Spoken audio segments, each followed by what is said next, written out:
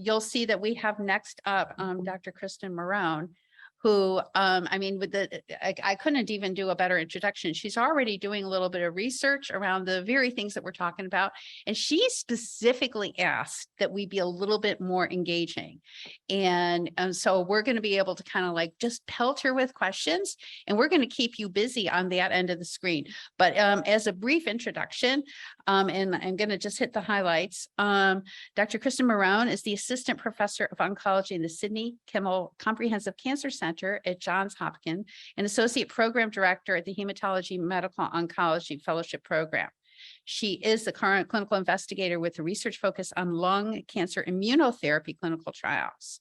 And she is the PI, principal investigator, for a lot of these other ones. And so I'm going to stay up on stage, and then we're going to be chasing y'all around because we want to hear questions. So I'd love with that to welcome Dr. Kristen Marrone. Thank you. Take it away. Thank you so much, Terry, and thank you all for having me. Hopefully you can hear me okay. I'm excited to speak with you all today about how I have worked in my junior facalitydom here at Hopkins to build a clinical trial portfolio specific for our patients that have KRAS-driven lung cancer. And I'm going to highlight 2 of our new clinical trials, recognizing that Dr. Skoulides, who is a tour de force and the absolute international expert in KRAS-driven lung cancer, kind of stole my thunder for one of them. So please ask questions. Like Terry said, this is supposed to be very informal and really designed to kind of talk through my strategies of how I think about designing better trials. So these are my disclosures. Just as by way of introduction, Terry mentioned this. So I completed my fellowship here at Johns Hopkins in 2017. And here we do a research-based training program. So I had sort of formalized training in how to develop clinical trials and think about different ways to approach new questions for patients and how to bring new drugs into the clinic to create new trial treatments. So in clinic, sort of early on, I recognized that patients whose tumors were being driven by the KRAS mutations, we really were seeing great outcomes for some patients with our immune-based therapies, but we wanted to increase that. So we wanted to think about how best to help our patients live longer and better lives with our immune-based therapies that have been approved in lung cancer since I finished fellowship all the way back in 2017. And so developing clinical trials is definitely a team-based sport. So without my mentors and the lab-based scientists that I work with, as well as the pharmaceutical companies, these trials wouldn't be possible. So I recognize Dr. Skoulides talked about a lot of people today, and I hope you hear us when we say there is like a whole army working hard to develop new options. So the way that I kind of approach clinical trials, or how we think about developing novel clinical trials where I work, is we sort of think about a need, right? Who of our patients really need better, faster treatment options? How best to answer the question? So the specific question that I had was, why are our immune-based therapies not working as well in KRAS, and how can we get them to work even better? We then think about how to develop a treatment approach that will be better than what we already have. So not taking away from what's already FDA approved, but how to make those things better.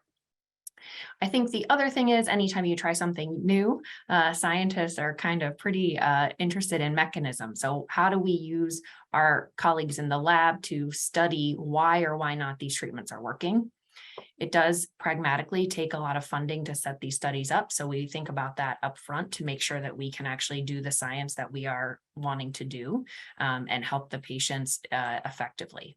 We then need our whole entire research team to operate the study. For those of you that have been on a clinical trial, your clinical trial nurse, they're brilliant. They are subspecialists in their field, and we would not be where we are without them.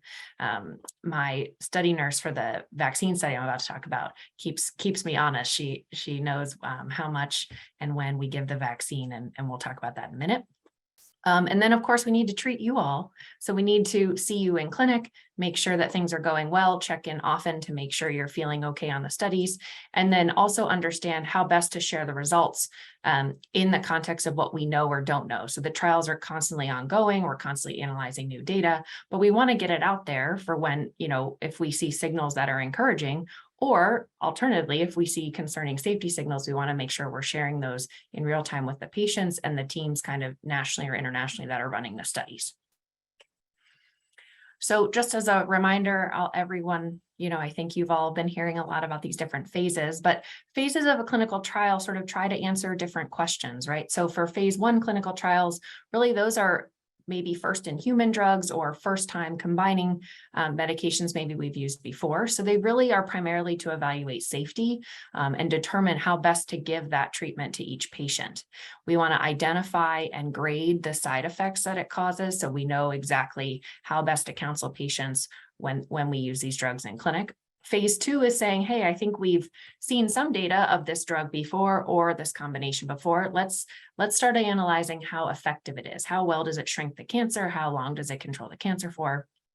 Phase 3 studies, those are used to confirm the effectiveness. So we say, hey, this looks really encouraging. Let's compare this new treatment to what is already considered standard of care in this setting and make sure that it really works better, because we want things better, right? We want to move the field forward and move and improve treatments. So, and then phase 4s are sometimes done in the context of trying to provide additional information about the risks and benefits of that specific treatment.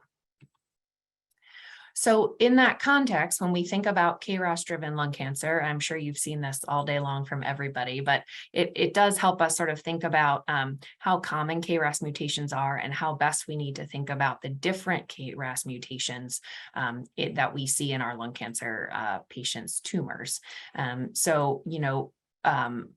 we think about 30% of lung cancers and how many patients we see in clinic, this is definitely something that we are seeing more of. And also when we think about the different mutations and how Dr. Skoulides just went through how the different codons affect options, that's also really important to know. I also heard towards the end of his talk, I think you all were talking about the co-mutation patterns. So that's just a reminder that we want to make sure that all of our oncologists are doing next generation sequencing testing. So making sure that we are looking at the mutational patterns. Co-mutations such as KEAP1, ATM, STK11, those mutations are in a lot of the commercial panels, but are not in all of them. So it's important for us to make sure we're communicating well if we have or do not have that information from your tumor with you, so that you're aware and can make best treatment decisions for yourself. So why is that important, right? So we know that when we look at the most commonly used regimen in adenocarcinoma, we call it Keynote 189, which is chemotherapy and Keytruda or pembrolizumab put together. What we saw was that certainly for patients whose tumors had higher PD-L1 expression, which is the most common biomarker we use in lung cancer, and then for those whose tumors had a higher tumor mutational burden, so more mutations within their cancer, that seemed to correlate best with outcome. We also saw for when they looked at specifically KRAS mutated lung cancer tumors, they did see also that those numbers went up. So you can see that in the right there. But then the question really is okay, so if we're saying that those two markers, the higher they are, the better this treatment works, and those numbers are usually higher in KRAS-driven lung cancer, why is not everybody with KRAS-driven lung cancer getting optimal benefit from this treatment option? So we sort of think to ourselves, what else do we need to know to select the right treatment for each patient? So this also was seen, so they did the same analysis saying, hey, what does within the Keynote 042 regimen, which is just Keytruda or pembrolizumab alone, did it all look the same? And the answer was yes, it did look the same. TMB was higher, PD-L1 was higher. So in our minds, this means right now that immune checkpoint inhibition based first-line treatment approaches are the best treatment for our patients with KRAS mutated lung cancer. But we recognize there's a lot we don't know about how to make it better and how we maybe should be able to tell upfront what the individual benefit is for each patient so that we can best counsel you. So we can say, is there something about the tumor mutational burden? Is there something about the co-mutational patterns? We definitely think that those things play a role, but exactly how and for how long, Dr. Skoulides, who runs his lab, is evaluating this, and several others are nationally and internationally as well. So recognizing that, we, I run our KRAS clinical trial portfolio here at Can I Hopkins. ask you a question? Oh, Okay, yes, I'm sorry. All right, is it okay if I interrupt you while we're going back? please. Yes, Okay. I'm sorry. Terry, oh, there we go. I lost your video, but now it's back. Oh, okay. All right. Yeah. Well, I'm not even sure what I can see, what you can't see. Okay. So yeah, I moved off the podium so I can listen to you a little bit better and see in the screen. Okay. So TMB, I keep hearing this term thrown around, but it's not like PDL1 and it's not like a KRAS thing. Could you kind of just explore a little bit what that means? Absolutely. So TMB is tumor mutational burden. So it counts how many mutations in the tumor per megabase is seen. So the reason that is being evaluated or is often discussed is that we see that a lot of cancers, there are certain cancers where that number is very high, and that when that number is very high, it is associated with improved outcome with immune checkpoint inhibition. What we think that is because though each mutation in a gene presents what's called a neoantigen, which is a new antigen. So something that looks more different and more foreign to the immune system, which sort of increases the chance that your T cells are rolling around and can recognize that those look different and can help attack and eliminate them. So for example, oh, go ahead. Oh, I was going to say, so how is that exactly different than the PDL1? The PDL1 represents something that's covering the tumor, so your body can't find it. But Great the question. TMB, Yes. is that a good example, a good explanation? But the TMB is more a matter of, it sounds much more mathematical and not specific. Yeah, no, that's a great question. So they are a little bit different. So PDL1 is a protein, I think of it like a hair sticking up off the cancer cells. And so it almost works like a inhibitory hat on top of the cancer cell. So it protects the cancer cell from being seen by your immune system. So the higher the percent of so when you get a PDL1 score, so if your oncologist says, oh, the tumor PDL1 score is considered high because it's 90%. What the pathologist did was they actually looked under the microscope, they counted 100 cells and they said, how many of those cells stained positive for the PDL1 protein? And that's where the number comes from. So the more, and to be clear and a little semantic, there's actually two PDL1s that can be reported. So in lung cancer, the PDL1 that's reported is called the TPS, which is the tumor proportion score. There is another PDL1 test called CPS, which is the combined proportion score. That's actually used in different cancers, specifically esophagus and others.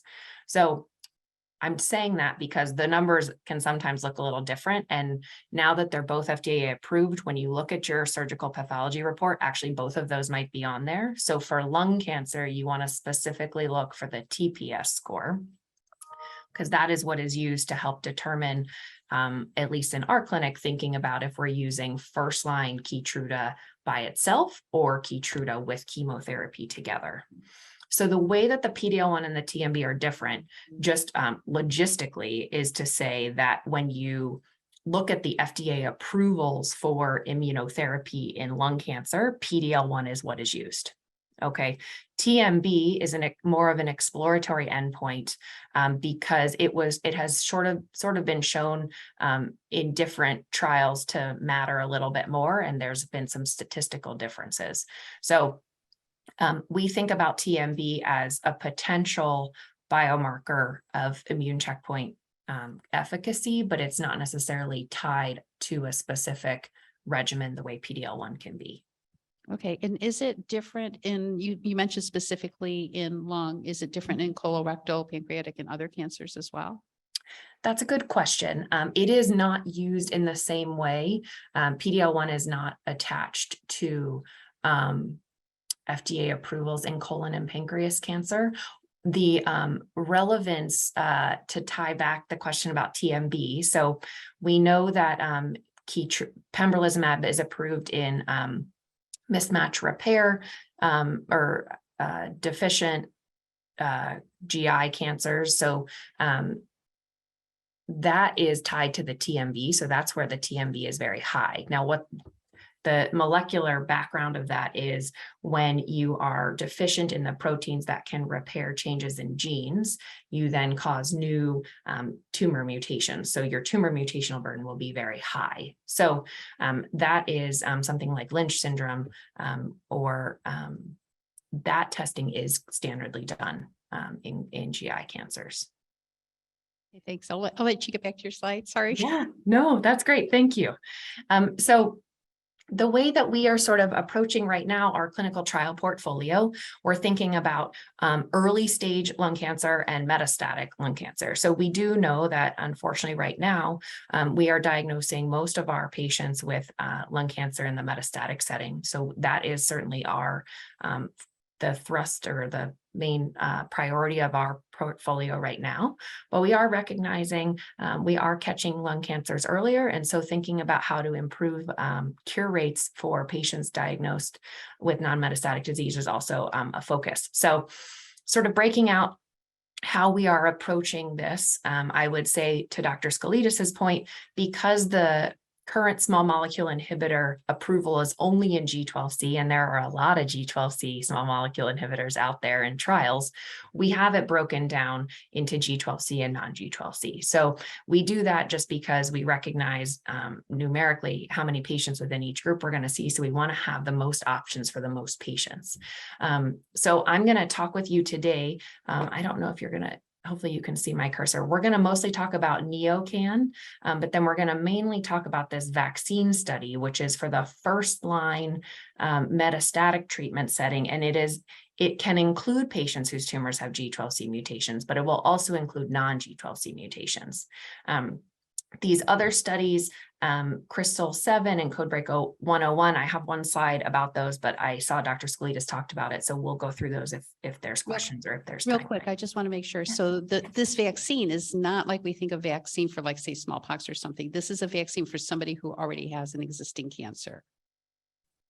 I'm so sorry. Can you say that again? Okay. So this vaccine that we're talking about here, this is not for, like, to prevent cancer. This is a vaccine for somebody who has cancer, right? Correct. Yes. For our lung cancer, that's correct. Okay. So, so talking about the vaccine study, so this is the very long-winded name, but I did put the clinicaltrials.gov identifier here if you all wanted to sort of look at that. So it is a KRAS peptide vaccine that was created here at Johns Hopkins, combined with Nivolumab and Ipilimumab, Nivolumab being a PD-1 monoclonal antibody, Ipilimumab being a CTLA-4 monoclonal antibody. This regimen is FDA approved in metastatic lung cancer based off of a clinical trial called Checkmate 227.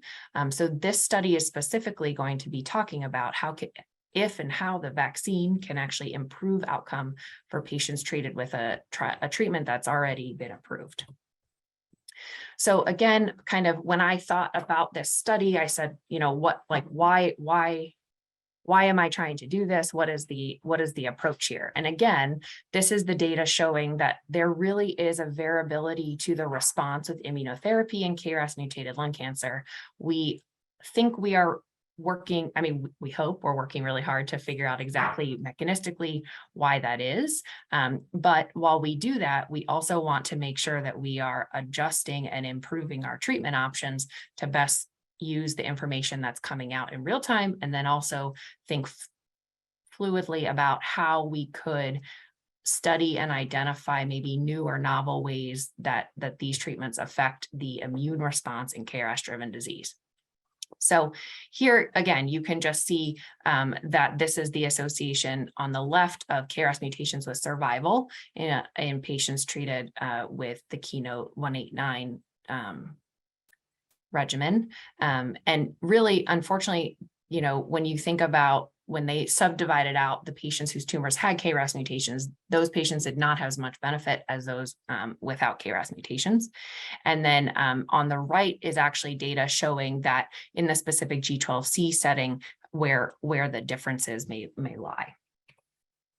So, and this is because, and I think Dr. Skolidis discussed this already, so I won't belabor the point, KRAS mutations have an incredibly complex effect on our immune system. So when you have the mutation, you can see, or, and this is any mutation in the KRAS gene, you can see that in some ways they increase or drive pro-inflammatory signaling. So we think about pro-inflammatory signals as things that will draw in immune cells. So which we have found in lung cancer to be an important metric of the ability of immune-based therapies to work. So we need to get the T cells into the tumor in order for them to have an effective cytotoxic effect and actually kill the cancer cells.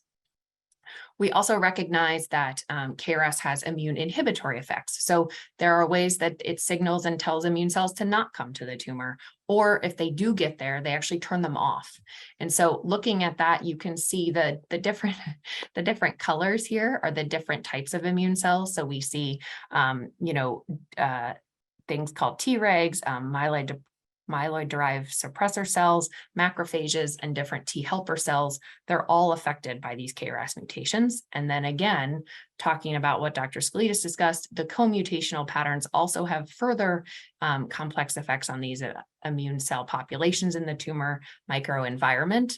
Tumor microenvironment, again, being sort of what cells are in and around the tumor cells that we can hopefully positively affect to increase the chances of the cancer cells dying. So when we think about peptide vaccines, so Dr. Jaffe on the right there is the Deputy Cancer Center Director here at Hopkins. She has a lab in pancreas immunology, and she is the driving force behind the preclinical science that developed the vaccine that we're talking about. So when we think about vaccines in lung cancer, there has been really encouraging early phase studies looking at vaccine improving outcome. In confirmatory trials, though, and this is in the pre-immunotherapy era, the responses and ultimately the survival were not significantly improved enough for those vaccines to be approved by themselves. So this vaccine, this peptide vaccine that Dr. Jaffe and Dr. Zaidi have developed is designed to overcome the mechanisms of immune resistance that we see in KRAS-driven lung cancer. So the reason being is that the way that you see the T cells change in the tumor cells related to the vaccine, you can see that there is an increased KRAS-specific T cell response. And then so there's new T cells, but then you also see an increase or an amplification of pre-existing T cells. So not only are you driving a better T cell response with what you have, we're also creating hopefully a new one. KRAS is an attractive vaccine target. So what does that mean? So that just means that we're saying these KRAS mutations are specific to the tumor itself. So it will drive hopefully a more tumor specific T cell response than something where vaccines are often developed with peptides, which are proteins that could be found on other cell surfaces, which would make the T cell response less specific and would, in theory, potentially increase the risk of side effects. What we found, or what Dr. Jaffe and Dr. Zaidi have found, is that these vaccines require pairing with the immune checkpoint inhibitors, and that is because it helps increase the sustain the T cell response. So make sure that the T cells don't sort of get excited and then go away too quickly. So Dr. Zaidi here on the right is the junior physician scientist working with Dr. Jaffe and has really been the driving force behind setting up these studies in different patient populations in the GI cancer world, which we'll talk about in a minute. So this is Dr. Zaidi developed while she was a fellow using this vaccine in patients who had early stage pancreas cancer. The pancreas cancer was removed, and then using the vaccine with a few doses of immune checkpoint inhibitor afterwards to decrease the chance of relapse or recurrence. So what has been shown, or what she has seen in the first 3 patients that were treated with this regimen, is that there was an increase, all of these lines are increased T cell responses to the mutated peptides in the vaccine. So what that means is that you can see as the weeks go by after the vaccine, there was differing changes in these T cell populations. And so understanding and looking at both the patient's specific KRAS codon as well as the other codons within the vaccine is something that we're currently working on, and she's working on in the GI cancer setting. So how do we think this works, right? So the vaccine has anywhere from 4 to 6 synthetic long peptides targeted to the KRAS neoantigens. And the way that this, we obviously match the peptide to what given mutation is expressed in the patient's tumor. The vaccine is given as a subcutaneous injection, and it is given and then immediately followed by Nivolumab and Ipilimumab. The poly-ICLC is added to the vaccine as a way to support the immune response. So we hope that with all of these drugs given together, there is an increase in tumor death. So logistically, what does this study look like? So, every clinical trial is very different. And so there are sort of different ways we talk about the components of creating and maintaining a study schema. So for this study, the key eligibility criteria, so what patients does this study make sense for? It's patients who have not yet been treated for metastatic or advanced lung cancer. Specific KRAS mutations that are included in the vaccine are KRAS G12C, G12V, G12D, G13D, or G12R. It should be noted that unfortunately our patients with stage 3 lung cancer who get chemo and radiation followed by durvalumab, if they were to have recurrence where their cancer was to come back, as long as it's been at least 6 months since they started that treatment, this study would make sense for them. The reason we define that specifically is to say, make sure that the cancer cells appear to have at least preliminarily been responsive to immune checkpoint blockade, because otherwise you might be trying to assess using chemotherapy with your immunotherapy at time of progression or recurrence. Unfortunately, brain metastases are common in lung cancer, and so we recognize that we don't want that to be something that precludes people from participating in the study if they would like to. So if those brain metastases are asymptomatic or have been treated, that those patients are safe to go on this study. So we are hopeful to treat 15 patients with this regimen. So there's different phases, which makes it sound really complicated, but it's just based off of how many doses of the vaccine you get at each point. And so what basically happens is it's called the prime phase. So that is to say we need to give the vaccine frequently. So it's weekly.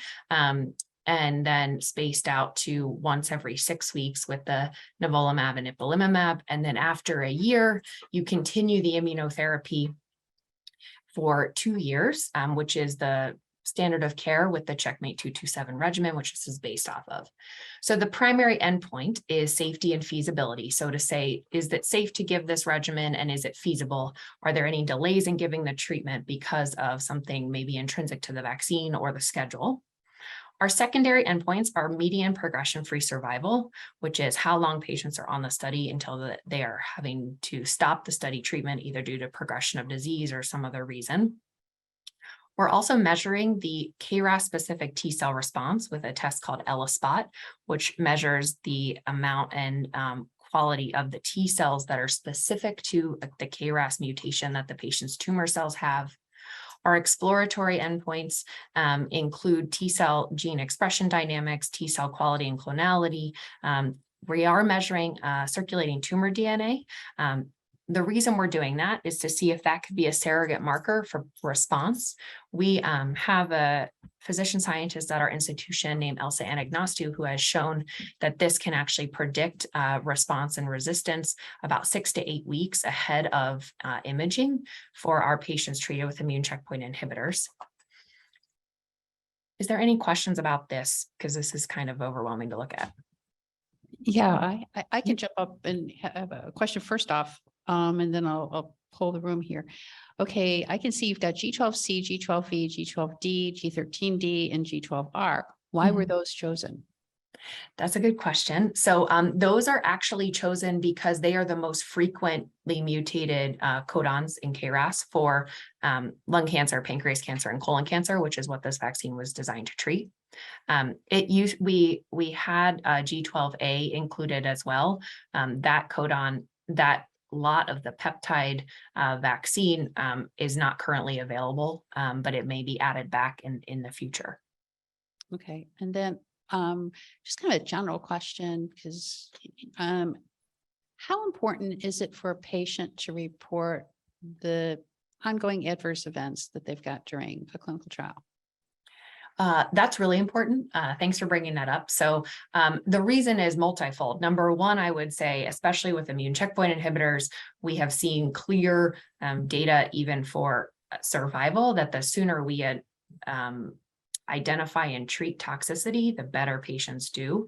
And we recognize that the severity of the symptoms can be significantly diminished quickly if we intervene right away. So pragmatically, what I mean by that is, if you were to develop diarrhea concerning for colitis, we recognized in the early studies of Nivolumab and Ipilimumab and melanoma, if patients were delayed, so they were having the diarrhea for weeks to months and then treated, it was harder to make the colitis go away completely. And so people had consistent diarrhea, or patients actually were passing away due to how severe the diarrhea was. When the recognition of how immune-based toxicity was working with these checkpoint inhibitors was truly sort of better discussed and shown at national and international conferences, the rates of that drop significantly. So especially on clinical trials, it's best to know, because also what it means is we're more likely to be able to resolve the side effect and potentially, if it's safe to do so, give you the treatment again moving forward. So it's good to know. And I think also from the perspective of the study, it's good for us to know that this treatment is safe, right, for everybody. That's the whole, we want to make sure that what we're doing is definitely causing much more benefit than harm. And so it's good for us to know that in real time. So it doesn't mean just because we complain of a stomach ache that we're going to get booted off the clinical trial. We might actually be able to take a treatment for it, or Absolutely, yes. I mean, like, some sort of side effect management, whatever that looks like, right? Yes, absolutely. Yes. And again, I think, identifying it sooner means we can try best supportive medicines, like you were just saying. So, I completely unrelated to KRAS, but I work on a different study that uses immune-based therapies. We see a lot more reflux for whatever reason. And so treating with reflux medicines is absolutely something to try first before we even start talking about other options. Any questions in the room, holler. Okay. Yeah. I just had a question for the study, the requirements. You said untreated, advanced, unresectable cancer. Did you say that you can't have Mets to be eligible? Oh, it's absolutely fine if there is metastatic disease for this study. I didn't hear that. Okay, thank you. Sorry about that. Yep. Does anybody else have a question? Because otherwise I've got, I'll keep you here all day. You have faith. Oh, Thank you so much. Great presentation and great institution. I just wanted to, I understand just a little bit, just enough to be dangerous, about there are sometimes some correlation with the KRAS and the BRAF. And I wondered, do you do anything with the BRAF, or is there anyone at Johns Hopkins who is your counterpart with the BRAF, since they are somewhat aligned, I guess? That's a great question. So this study does not include or exclude co-mutation. So for example, if someone's tumor had BRAF V600E and KRAS G12C, this study would be fine to be on. There are BRAF specific clinical trials at Johns Hopkins. I run one of them, so it's right now only for V600E. there are nationally definitely studies for non-V600E BRAF mutations. I am not aware of any studies that directly combine precision oncology approaches for co-mutations. Okay, all right. And I have one question. You were referring to on one of the slides, pro-inflammatory signaling. And now when I hear inflammatory, I immediately think of things like arthritis and those sorts of things. Can you kind of like explain that a little bit? Yeah, absolutely. So inflammatory is a very non-specific word. It's basically an immune response. So, how does your immune system activate and respond to something? So you're right, arthritis, and let me clarify arthritis. So arthritis, when I think of arthritis, in immune checkpoint world, that's like an inflammatory arthritis. So it's actually, you're right. It's very similar. It's increased and angry T cells that are going after, inappropriately in your joints. They're going after something in your joints and building up there instead of being activated and fighting the cancer. In this scenario, the signaling patterns are actually being studied to see if they're the same, because, scientifically, if they're different, then you could envision a world where you could actually increase the signaling that's specific for the tumor while leaving the arthritis alone. Or if they're the same, then you would try to think about how to minimize the signaling in the joints, for example, and focus just on the tumor. So it's good. I don't, any other questions until we move on? And I don't want to keep you here all day, so I'll let you. No, that's okay. Yeah, I'll let you continue with your presentation. Thank you. Great. And this lovely guy here in the corner, this is our fellow Sam Rosner, who has been working on this study with me and received a grant actually for his work with the study. All right. So these are the study objectives. So this is, I think I'm just putting these up here to say, when people talk to you about clinical trials, sometimes we're so excited about it, we don't actually stop and kind of go through with you why the study makes sense for you or what actually the purpose of the study is. So I would encourage all of you and feel empowered if you are discussing a clinical trial to talk about what the purpose of the trial is, right? Because again, going back to that clinical trial phase discussion, they sort of have different goals. So this study is brand new. It's pretty cutting edge. We're really looking to make sure that it's safe and feasible to give this. We are not treating enough patients to definitively answer the question of, is this treatment better than just giving the immunotherapy? We're saying, we think it might be. We would like to make sure it's safe to do this, so then we can get more information about how or why that is true. So these are screening requirements, and ma'am, I'm sorry that I didn't put this slide up first. So this is where we say it's metastatic lung cancer or it's unresectable lung cancer. So these are technically stage 3 or 4 lung cancer patients. For imaging, there needs to be a CT scan or PET scan. There needs to be a brain MRI. This is also another important point about clinical trials, which is to say, are there increased risks of being treated on a study? So for this study, the way that we have the study written to answer some of the science mechanism-based questions, there is a research biopsy that is required. So this would be an extra biopsy that you wouldn't necessarily otherwise have if you weren't doing the study. So this is something that you would go through on the consent form and talk through with your doctor to make sure that that risk is acceptable to you. The KRAS testing is, as you all probably have heard about, there's a lot of different ways to test for KRAS. This study is designed to use whatever molecular testing that has already been done. It does not need to be reconfirmed.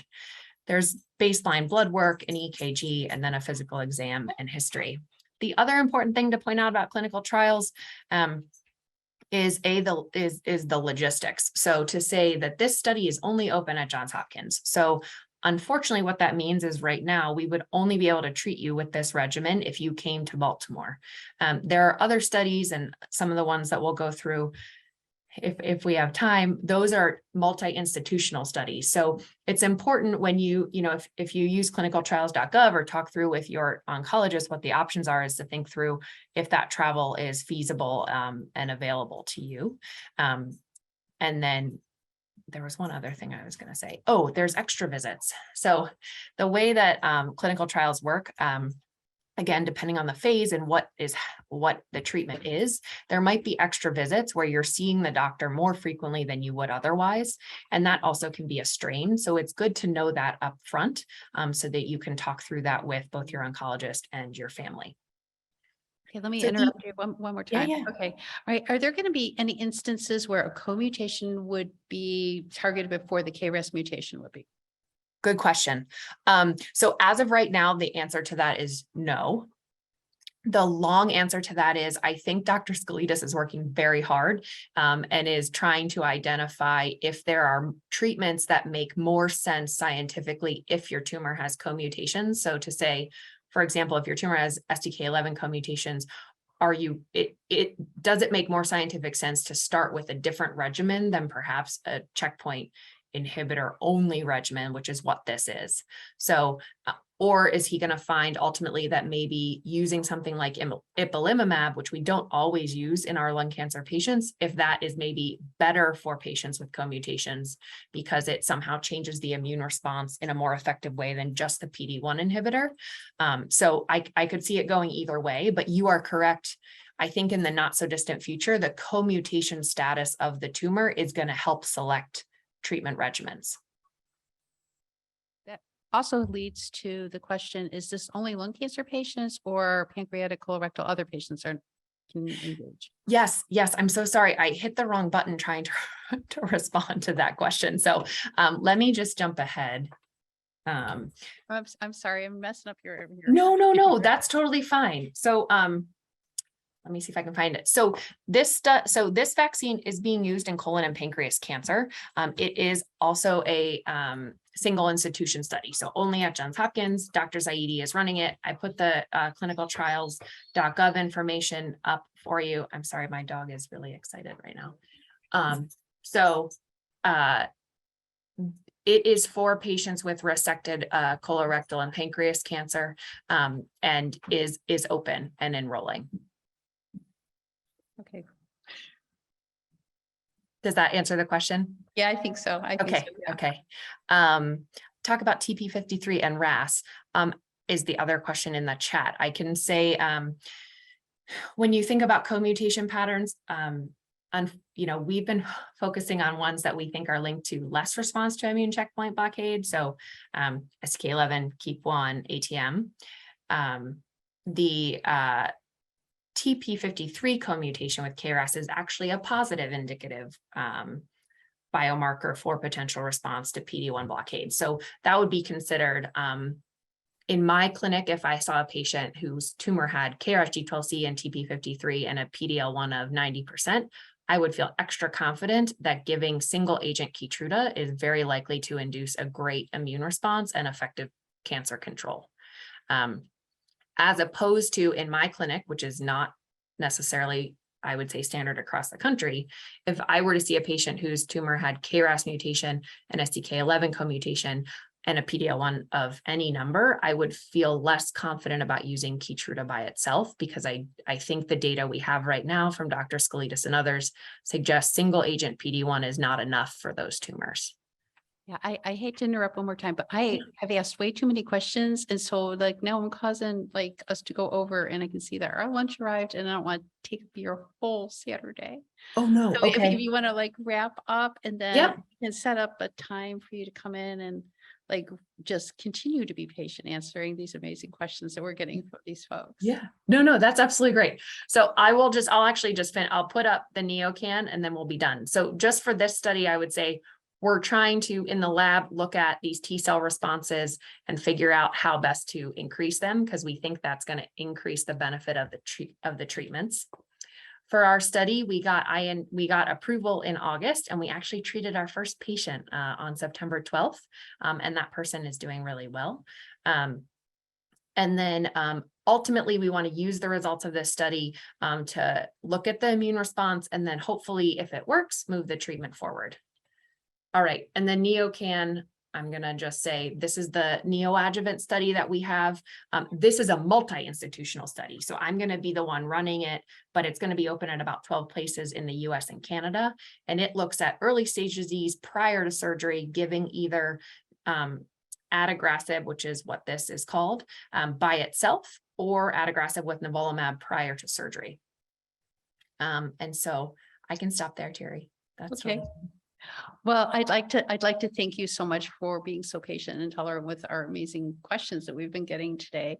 And thank you for taking your Saturday, but you're not getting out of here without doing what we've asked all the speakers to do, along with the rest of the crew here.